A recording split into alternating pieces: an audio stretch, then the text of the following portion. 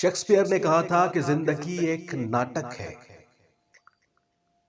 اور اس ناٹک میں ہم تمام انسان اپنا اپنا کردار ادا کرنے کے بعد بالآخر اس تھیٹر کے اسٹیج سے اتر جاتے ہیں۔ بس پھر وہ جو کردار ہوتا ہے وہ ہمیشہ ناظرین کے ذہنوں پر ایک عکس چھوڑ جاتا ہے۔ اس عکس کے ذریعے ہماری پہچان ہوتی ہے کہ آیا ہم بہت اچھے تھے، اس سے بھی اچھے تھے، سب سے اچھے تھے، یا پھر بہت برے، اس سے بھی برے اور سب سے برے، یا پھر ایوریج۔ کیا ہم اپنے لیے جیے، لوگوں کے لیے جیے، دنیا کے لیے جیے، یا پھر ہم کسی کے لیے نہیں جیے؟ جینا تو بہرحال ہے، کردار تو بہرحال ادا کرنا ہے۔ یہاں آ کر یہاں جو اسکرپٹ رائٹر ہے اس نے آپ کو کھلی چھوٹ دی ہوئی ہے، گو اینڈ پرفارم۔ آپ تھیٹر کے اسٹیج پر آتے ہیں اور اس کے بعد اسٹیج ختم ہونے تک، یعنی آپ کا کریکٹر ختم ہونے تک، تمام استحقاق ڈائریکٹر نے آپ کے ہاتھ میں دیے ہوئے ہوتے ہیں۔ What do you want to do and what do you want to not do؟ تو آئیے ایسے کرداروں کے بارے میں کچھ جانتے ہیں۔ بہت کچھ تو نہیں جان پائیں گے کیونکہ ان کی زندگی کا ایک ایک لمحہ کئی ہزار کتابیں اگر ان پہ لکھی جائیں ان کی پوری زندگی پر، تو میں یہ سمجھتا ہوں کہ ان کی زندگی کا خلاصہ بھی نہیں ہوگا۔ تو بہت اعلیٰ کردار ہے۔ ان تمام کرداروں کی فہرست میں ایک نام، ڈاکٹر ریحان اعظمی۔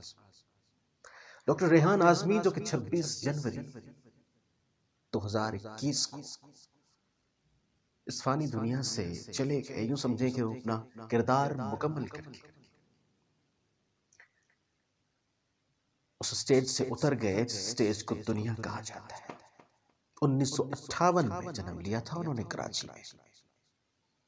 بہت بڑے شاعر، محقق، ایک استاد اور مرثیہ نگار، نوحہ نگار، بہت عظیم شخصیت کے مالک ڈاکٹر ریحان اعظمی۔ ان کی شخصیت کے بہت سارے پہلو ہیں۔ ایک عظیم اور بہترین پہلو یہ ہے کہ انسان دوست، ان کے اندر انسانیت پائی جاتی تھی۔ وہ چلتے پھرتے ایک فرشتہ نما انسان تھے۔ بچپن ہی سے جب ہم پیدا ہوئے اور جھولے میں ہمارے کانوں پر جب آواز پڑتی تھی کہ میرے لہو کے ہر قطرے میں گونج رہا ہے یا حسین، یا پھر پاکستان کے وہ ملی نغمے جو پاکستان ٹیلی ویژن کی اسکرین سے ہوا کی توش پر ان کی آواز کوچا کوچا، گلی گلی، پورے پاکستان میں گونجتی تھی۔ ان ملی نغموں کے شاعر ریحان اعظمی، 50,000 نوحے لکھنے والے، 30,000 منقبت لکھنے والے، 5,000 سلام لکھنے والے، اور کم و بیش 10,000 نغمے لکھنے والے ریحان اعظمی ہم سے جدا ہو گئے۔ وہ جدا نہیں ہوئے، یوں لگتا ہے کہ ایک ادب کا باب بند ہو گیا، جس باب سے ہزاروں افراد مستفید ہوئے اور ہوتے رہیں گے۔